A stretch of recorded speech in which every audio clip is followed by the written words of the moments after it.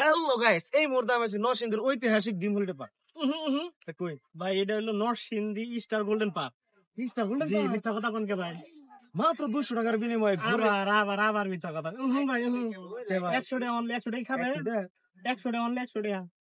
আমি না মারবো ভাই মাত্র বিনা টাকায় চিপাতে যদি যেতে চান তাহলে আমার সাথে না এর কথা ভাই শুনেন না, কিন্তু মায়ের ডা ঠ্যাঙ্গের নিচে তলা থাকবো না ভাই।